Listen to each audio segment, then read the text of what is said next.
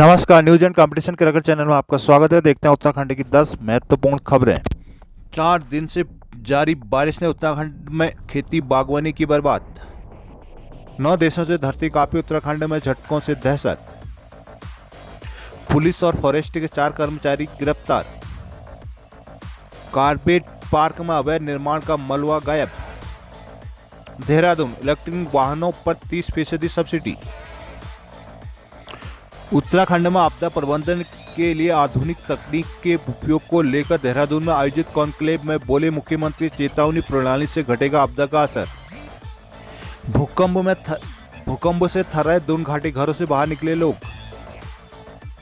उत्तराखंड में 17 दिनों में 4 महीनों से ज्यादा बारिश। MDDA के 8 लोक सूचना अधिकारियों पर जुर्माना। इनामी बदमाशों को नहीं पकड़ने वाले थानेदार नपेंगे। आशा कार्यकर्ताओं को फोन का पैसा न मिलने की होगी जांच। भर्ती विवाद में चयनित युवाओं का सेवाकाल 1 साल घटा। हरिद्वार में नवरात्र में सज गए देवी मंदिर, आज से उमड़ेंगे भक्त। भाबर समेत उत्तराखंड में बारिश से फसलें बर्बाद। रामनगर, NSUI अध्यक्ष का कांग्रेसियों ने किया विरोध। पेपर लीक में इनामी भाजपा नेता ने सरेंडर को अर्जी लगाई।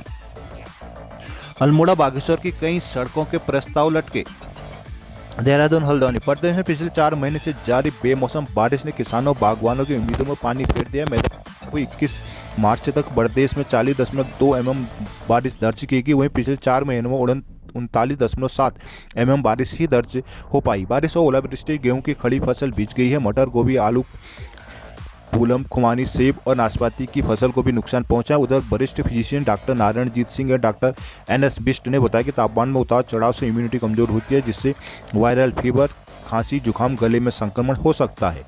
मंगलवार को बद्रीनाथ में 3 इंच और हेमकुंड में 4 इंच तक ताजा बर्फ गिरी है। गंगोत्री धाम, मुखवा, थराली, हरसिल, झाला, यमुनोत्री, खरसाली में बर्फबारी जारी है। केदारनाथ में जारी बर्फबारी से यात्रा की तैयारियों के काम में बाधा उत्पन्न होगी। लिंचौली से केदारनाथ के बीच रास्ता बंद होने से मजदूर भी आवाजाही नहीं कर पा रहे। DDMA के ई प्रवीण कर्णवाल ने बताया कि विभाग के 400 मजदूर रास्ते में ही बर्फ हटाने के लिए खुले हुए मौसम का इंतजार कर रहे हैं। विश्व प्रसिद्ध कारबेट नेशनल पार्क में पाखरू, टाइगर सफारी और इनके आसपास तोड़े गए अवैध निर्माण का कई टन मलबा गायब हो गया। इसकी कीमत करोड़ों रुपए में बताई जा रही है। बड़ी बात यह है कि यह मलबा भी इस प्रकरण पर जांच से केस प्रॉपर्टी है। इसके बावजूद अफसरों को भी पता नहीं आखिर मलबा गया तो गया कहां।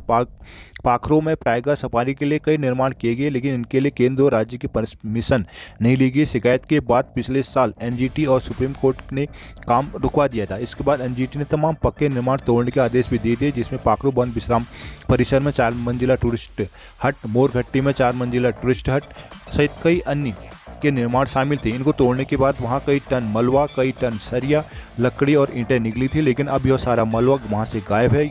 यह कहा जा रहा है कि किसने रखा, इसका भी किसी को पता नहीं, जबकि इसी मामले में विजिलेंस टीम और सुप्रीम कोर्ट की जांच के अंतिम निर्णय तक केस प्रॉपर्टी के तौर पर रखा जाना था। उधर कारपेट पार्क के निदेशक धीराज पांडे का कहना है कि उन्हें इस बारे में कोई जानकारी नहीं है। इस मामले को दिखवाया जा रहा है। मुनस्यारी, पिथौरागढ़, वाहन चालक युवक को पीटकर मार डालने के आरोप में पुलिस और वन विभाग के 4 कर्मचारियों को गिरफ्तार कर लिया गया। हत्या के आरोप में 2 सगे भाई भी शामिल है। मृत युवक के परिजनों और ग्रामीणों के विरोध के बाद यह कार्रवाई की गई। घटना के अनुसार सोमवार रात जोसा गांव निवासी वाहन धर्मेंद्र सिंह चालक खीम सिंह के साथ ओसा से मुनस्यारी आ रहे थे। आरोप है कि हरकोट के पास वन विभाग को पुलिस कर्मियों ने उनका वाहन रोका और चालक को बेरहमी से पीटा। पिटाई से घायल चालक के CHC में डॉक्टर खीम सिंह को मृत घोषित कर दिया गया। मंगलवार को ग्रामीण ने वन विभाग और पुलिस कर्मियों पर हत्या का आरोप लगाते हुए अस्पताल और तहसील दफ्तर में प्रदर्शन किया। देर शाम पुलिस ने धर्मे की तहरीर पर वाहन चालक खीम सिंह की हत्या के आरोप में थाना मुनस्यारी में कार्यरत कांस्टेबल सुनील कुमार और मनोज भट्ट और वन विभाग के बीट अधिकारी त्रिलोक सिंह राणा और फॉरेस्ट गार्ड रमेश सिंह राणा के खिलाफ हत्या का मुकदमा दर्ज कर गिरफ्तार किया। वन विभाग में कार्यरत दोनों आरोपी सगे भाई हैं। देहरादून, परिवहन मंत्री चंदन रामदास ने कहा है कि सरकार का मकसद किसी को बेरोजगार करना नहीं है, लेकिन वाहन प्रदूषण कम करने के लिए 10 साल पुराने डीजल वाहन, कमर्शियल वाहनों को बाहर करना जरूरी है। जो इस निर्णय से प्रभावित हो रहे हैं उनको राहत देने पर विचार किया जा रहा है। नई कमर्शियल इलेक्ट्रिक और CNG वाहन खरीदने पर MSME के तहत पीएम स्वरोजगार योजना व सीएम स्वरोजगार योजना और नैनो योजना में 25 से 30% सब्सिडी दी जाएगी। मंगलवार को परिवहन मंत्री ने आरटीओ कार्यालय परिसर में परिवहन जनित प्रदूषण एवं देहरादून में परिवहन व्यवस्था का भविष्य विषय पर सेमिनार का शुभारंभ किया। मंत्री जी ने कहा कि वाहन प्रदूषण रोकने के लिए सुप्रीम कोर्ट, हाईकोर्ट और एनजीटी ने 10 साल पुराने डीजल वाहन को बाहर करने के आदेश दिए हैं, जिसका पालन किया जा रहा है। पहले चरण में दून में 10 साल पुराने डीजल वाहन ऑटो विक्रम को बाहर किया जा रहा है। मंत्री ने बताया कि चारधाम यात्रा से पहले रोडवेज 100 नई बसें खरीदेगा, 200 सीएनजी बसों के टेंडर हो चुके हैं, 60 इलेक्ट्रिक बसें खरीदी जा रही हैं। 23 साल में पहली बार रोडवेज घाटे से उभरा है। देहरादून मुख्यमंत्री पुष्कर सिंह धामी ने कहा कि पूर्वोत्तर राज्यों को प्राकृतिक आपदाओं का असर कम करने को अर्ली वार्निंग सिस्टम, त्वरित चेतावनी प्रणाली और आपदा प्रबंधन की पूर्व मजबूत तैयारी रखनी होगी। मंगलवार को देहरादून में आपदा प्रबंधन में आधुनिक तकनीक के इस्तेमाल पर आयोजित अंतर्राष्ट्रीय कॉन्क्लेव में सीएम ने कहा कि आपदा प्रबंधन विभाग न केवल उत्तराखंड बल्कि सभी हिमालयी राज्यों के लिए प्रभावी सिस्टम तैयार करे। सीएम ने कहा कि इस वर्ष दिसंबर अंत तक श्री केदारनाथ धाम के सौंदर्यीकरण और पुनर्निर्माण से जुड़े सभी कार्यों, श्री बद्रीनाथ धाम का मास्टर प्लान तैयार कर लिया जाएगा। मुख्यमंत्री ने कहा कि देश के सभी हिमालयी राज्य आपदाओं के लिहाज से संवेदनशील है, जिसमें आपदा आने से जन धन का भारी नुकसान होता है, जिससे निपटने का एकमात्र उपाय है प्रोएक्टिव अप्रोच यानी पूर्व तैयारी को मजबूत किया जाना। उत्तराखंड में अक्टूबर 2021 में ओलावृष्टि या अतिवृष्टि के चलत कई आपदाओं का जिक्र करते हुए सीएम ने कहा कि उस वक्त मौसम विभाग से सटीक पूर्वानुमान मिल गया था। प्रदेश में बाहरी राज्यों के 1 लाख से ज्यादा लोग मौजूद थे, तब समय पूर्व तैयारियों का यह लाभ हुआ कि एक भी जनहानि नहीं होने दी गई। सीएम ने कहा कि कार्यशालाएं औपचारिकताएं नहीं होनी चाहिए, जिनका जनता से जुड़ाव होना चाहिए, तभी इनकी सार्थकता है, वरना तो अब तक सैकड़ों कार्यशालाएं हो चुकी है और आगे भी होती रहेंगी। सिद्धांतों को धरातल पर उतारा जाना जरूरी है। कृषि उद्यान मंत्री गणेश जोशी ने भी कार्यक्रम को संबोधित किया। जोशी ने कहा कि आपदाओं को रोका तो नहीं जा सकता, लेकिन उनका प्रभाव कम किया जा सकता है। जोशीमठ भूस्राव का उदाहरण देते हुए उन्होंने कहा कि जोशीमठ में सरकार ने बेहद संवेदनशीलता के साथ काम किया। आपदा प्रबंधन और पुनर्वास सचिव डॉक्टर रंजीत सिन्हा ने कहा कि आपदा में सर्वोच्च प्राथमिकता हर व्यक्ति को सुरक्षित रखने की होती है, इसके लिए प्रबंधन तंत्र मजबूत जरूरी है। इस दौरान विभिन्न संस्थाओं के वैज्ञानिक प्रतिनिधि doctor John P George, Rajesh Kumar, KS Hosalikar, P Gopal Krishnam, अपर सचिव आपदा प्रबंधन एवं पुनर्वास आनंद श्रीवास्तव, अपर सचिव संजीव बंसल और BS Yadav, doctor P Rautela, Mohammed Obaidullah Ansari, वित्त नियंत्रक तंजीम अली, उप सचिव रईस अहमद आदि मौजूद रहे। देहरादून दून घाटी मंगलवार देर रात भूकंप के झटकों से थर्राए गए, जिससे भयभीत लोग घरों से बाहर निकल पड़े। शहर भर में दहशत का माहौल बना रहा। राहत की बात हो रही कि इससे किसी भी प्रकार के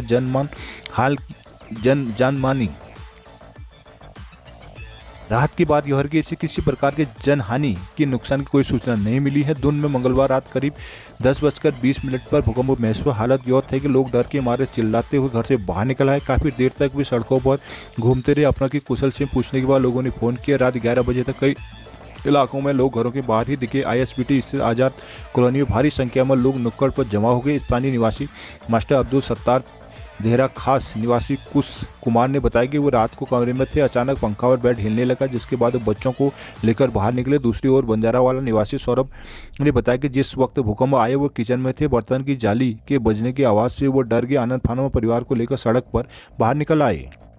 देहरादून समय पर सूचना उपलब्ध न कराए जाने पर राज्य सूचना आयोग ने MDDA के 8 लोक सूचना अधिकारियों पर कुल 50,000 रुपये का जुर्माना लगा दिया। टेहरी निवासी दिनेश जोशी ने MDDA से स्वीकृत और बिना अस्वीकृत मानचित्र वाले भवनों के बारे में सूचना मांगी, मगर 1.5 वर्ष से सूचना नहीं दी गई। यह मामला आयोग पहुंचा। MDDA ने सूचना तो मुहैया कराई, लेकिन यह स्पष्ट नहीं किया कि इस प्रकरण में लोक सूचना अधिकारी कौन थे। इस पर राज्य सूचना आयुक्त योगेश भट्ट ने MDDA को नोटिस जारी कर अनुरोध पत्र की प्राप्ति से सूचना देने की तिथि तक लोक सूचना अधिकारी की सूची तलब की, लेकिन इस पर एक भी लोक सूचना अधिकारी सूचना में देरी का स्पष्ट कारण नहीं कर पाया। इस पर आयोग ने DDMA के लोक सूचना अधिकारी प्रमोद जोशी पर 10,000 रुपये के जुर्माने के साथ ही अन्य लोक सूचना अधिकारियों सुधीर गुप्ता, दिग्विजय नाथ तिवाड़ी, अजय मलिक, PM बहुगुणा और शशांक सक्सेना पर 3-3 हज़ार रुपये का जुर्माना लगाया। दूसरे मामले अपीलकर्ता ने सिद्धार्थ बिल्डवेल के कॉम्प्लिकेशन सर्टिफिकेट की जानकारी मांगी थी, मगर 1.5 वर्ष तक सूचना नहीं दी गई। राज्य सूचना आयुक्त से नोटिस भेजे जाने पर प्राधिकरण यह नहीं बता पाया कि लोक सूचना अधिकारी कौन था। आयोग ने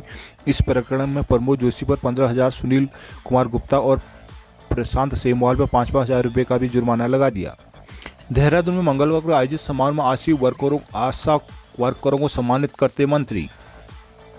आशाओं को स्मार्टफोन का पैसा न मिलने की जांच होगी। स्वास्थ्य मंत्री डॉक्टर धन सिंह रावत ने दून में मंगलवार को आयोजित एक कार्यक्रम में आशाओं द्वारा सवाल उठाने पर जांच की बात कही है। उन्होंने विभिन्न योजनाओं में बेहतर रिजल्ट नहीं मिलने पर अफसरों से नाराजगी भी जताई। उन्होंने आशाओं की नियत मानदेय की सिफारिश केंद्र सरकार से करने की बात की। साथ ही 15 दिन में आशाओं के पदों पर भर्ती के आदेश भी दिए हैं। दून के सुभाष रोड में स्वास्थ्य विभाग की ओर से आयोजित आशा वर्कर आशा फैसिलिटेटर के सम्मेलन समारोह में मंत्री ने सभी 12,500 आशाओं को स्मार्टफोन देने की बात कही तो काफ़ी आशाओं ने नहीं मिलने को लेकर हाथ खड़े कर दिए। खाते में पैसा भी नहीं आने की जानकारी दी। आशा स्वास्थ्य कार्यकर्ता यूनियन की अध्यक्ष शिवा दुबे ने कहा कि अर्बन हेल्थ सेंटरों की आशाओं को 10,000 रुपये नहीं मिले। ग्रामीण क्षेत्रों में आशाओं को छोड़ दिया गया है। करीब 4,000 को फोन का पैसा नहीं मिला। इस पर मंत्री ने जांच का भरोसा दिया। हरिद्वार बहुचर्चित पटवारी और जेईई पेपर लीक प्रकरण में फिलहाल चल रहे 50,000 के इनामी भाजपा नेता संजय धारीवाल ने आत्मसमर्पण के लिए कोर्ट में प्रार्थना पत्र दिया है। हाईकोर्ट से भी राहत न मिलने पर संजय धारीवाल को कोर्ट में सरेंडर के लिए मजबूर होना पड़ा। हालांकि एसआईटी की एक टीम संजय धारीवाल की गिरफ्तारी के प्रयास में जुटी है। पेपर लीक कांड में एसआईटी अभी तक 30 से अधिक आरोपियों को गिरफ्तार कर चुकी है, जिनमें राज्य लोक सेवा आयोग के 2 अधिकारी संजीव चतुर्वेदी और संजीव कुमार भी शामिल है। सोमवार को 50,000 के इनामी डेविड को गिरफ्तार किया गया। 50,000 के दूसरे इनामी भाजपा नेता संजय धारीवाल की गिरफ्तारी के लिए पश्चिमी उत्तर प्रदेश, दिल्ली, हरियाणा से राज्यों में दबिश दी गई है। एसआईटी के वरिष्ठ पुलिस अधीक्षक अजय सिंह ने बताया कि संजय धारीवाल की तलाश चल रही है।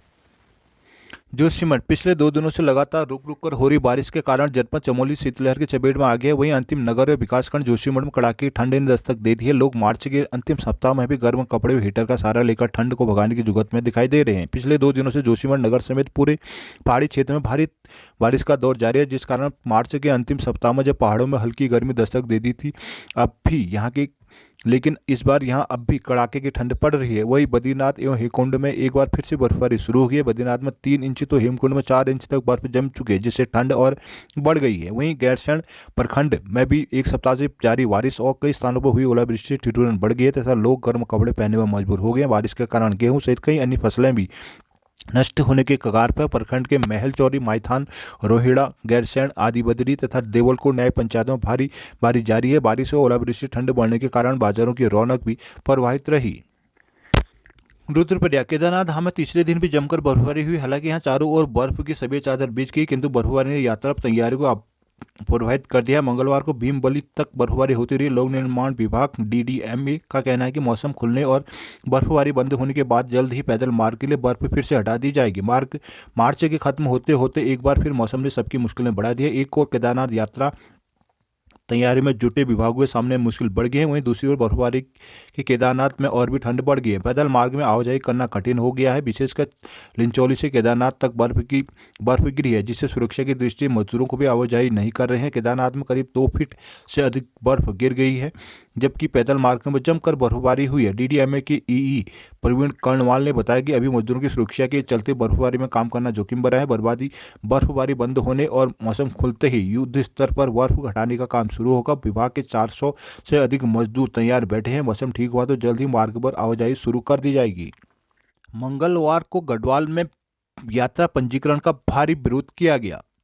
एसोसिएशन श्रीनगर ने गोला पार्क में सरकार के खिलाफ विरोध प्रदर्शन किया। वहीं होटल कारोबारी उत्तराखंड सरकार द्वारा चारधाम यात्रा को लेकर जारी विसंगत ऑनलाइन पंजीकरण नीति के विरोध में मुखर हो रहे हैं। होटल कारोबारी ने सरकार के इस निर्णय के अविवेकपूर्ण, अव्यवहारिक बताया। विरोध प्रदर्शन में टैक्सी यूनियन के पदाधिकारी व सदस्य भी शामिल हुए। विरोध प्रदर्शन के दौरान होटल एसोसिएशन के अध्यक्ष उत्पल रतुड़िया, होटल एसोसिएशन के पूर्व सचिव रमेश नौटियाल ने सरकार की इस असंगत व अव्यवहारिक यात्रा नीति की कड़े शब्दों में भर्त्सना की। कहा कि वर्ष भर महज 2 महीने चलने वाली यात्रा पर असंगत अंकुश लगाकर पर्यटन कारोबारियों के लगातार रोजगार को खटाई में डालने वाले इस निर्णय को सरकार विलंब वापस लिया जाए। उन्होंने कहा कि सरकार की इस रजिस्ट्रेशन नीति के चलते या तो होटल की अग्रिम बुकिंग हो ही नहीं रही या हो भी रही है तो निरस्त हो जा रही है। अल्मोड़ा बागेश्वर मौसम खराब के बीच जिले भर के दर्जनों गांव में मंगलवार को घंटों बिजली गुल रही। ठंड के बीच बिजली गुल होने से लोगों को भारी परेशानियों का सामना करना पड़ा। लाइनों में फॉल्ट के चलते बिजली आपूर्ति बाधित रही। कर्मचारी लाइन में आए फॉल्ट को ठीक करने में जुटे रहे। दरअसल बीते 4 दिनों से रुक रुक कर बारिश हो रही है, जैसे में कई स्थानों में बिजली लाइनों में फॉल्ट आ गया। मंगलवार को जिले भर के दर्जनों गाँव में बिजली आपूर्ति बाधित रही। दुगालखोला गोल मार्केट के पास लगे 63 kV का ट्रांसफार्मर आकाशीय बिजली में फूंक गया। निगम के कर्मचारियों ने जल्दी वहां दूसरे ट्रांसफार्मर की व्यवस्था करने का आश्वासन दिया है। अल्मोड़ा वित्तीय वर्ष की समाप्ति की ओर है। ऐसे में हालात अल्मोड़ा और बागेश्वर जिले से प्रस्तावित कई सड़कों के प्रस्ताव आधार में लटकने की आशंका जताई रही है। जल्दी स्वीकृति न मिलने पर बढ़े हुए रेट के आधार पर संशोधित प्रस्ताव दोबारा भेजने पड़ेंगे। दरअसल अल्मोड़ा और बागेश्वर के सैकड़ों गाँव में आज़ादी के बाद से अब तक सड़क नहीं पहुंच पाई, जिससे लोगों को तमाम परेशानियां उठानी पड़ रही है। साथ ही दूरस्थ के गांव में लगातार पलायन भी बढ़ रहा है। साथ ही 2 जिलों में तमाम सड़कें क्षतिग्रस्त भी चली हैं। इससे इन रूटों पर यात्रा करने वालों को तमाम परेशानियां उठानी पड़ती है। इसी को देखते हुए लोक संबंधी लोक निर्माण विभाग की खंडों से मौजूदा वित्तीय वर्ष में अल्मोड़ा जिले में 129 सड़कों के निर्माण और मरम्मत कार्य के प्रस्ताव शासन को भेजे गए थे। उधर बागेश्वर और कपकोट में 86 सड़कों के निर्माण और मरम्मत कार्यों के प्रस्ताव भेजे गए, जिनमें से अब तक तमाम सड़कों के कार्यों को स्वीकृति नहीं मिल पाई है। मौजूदा वित्तीय वर्ष में स्वीकृति नहीं मिलने पर इसके संशोधित प्रस्ताव शासन को भेजने पड़ेंगे, जिससे लोगों को सड़क के लिए लंबा इंतजार करना पड़ सकता है। बागेश्वर नगर के भीलेश्वर पहाड़ी पर स्थित माता चंडिका को बागेश्वर की नगर देवी का दर्जा प्राप्त है। माता चंडिका को चंद शासकों के कुल पुरोहित पांडे वंशजों ने चंपावत से यहां लाकर स्थापित किया था। वर्ष भर जिले के भक्तजन माता के दरबार में आकर पूजा करते रहे। शारदीय और चैत्र नवरात्र में मंदिर में भक्त अधिक संख्या में आते हैं। इस दौरान बर्तन भजन कीर्तन पर माँ चंडिका की आराधना की जाती है। चंडिका माता को मूल रूप से चंपावत का माना जाता है।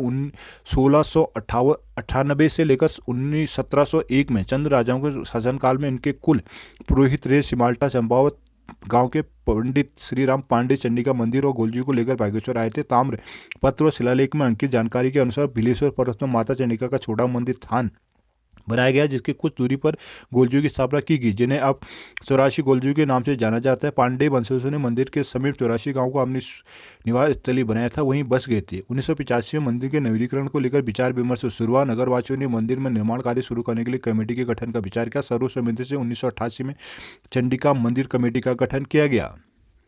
देहरादून कोविड काल में सरकारी अस्पतालों और मेडिकल कॉलेज में नियुक्त 1500 के करीब कर्मियों को हटाने से राज्य भर में मरीजों की मुश्किलें बढ़ गई है। अधिकांश अस्पतालों में इससे वार्डों में मरीजों को भर्ती करने से लेकर पैथोलॉजी और रेडियोलॉजी की जांच में दिक्कतें हो रही है। राजधानी के सबसे बड़े अस्पताल दून में इस वजह से व्यवस्था ही पटरी से उतर गई है। पेश यूएस नगर जिले में 102 संविदा कर्मियों को हटाया गया, जिससे जिले भर के कर्मचारी अस्पतालों में तमाम दिक्कतें हो रही है। अस्पताल में कामकाज प्रभावित होने से मरीज हलकान है।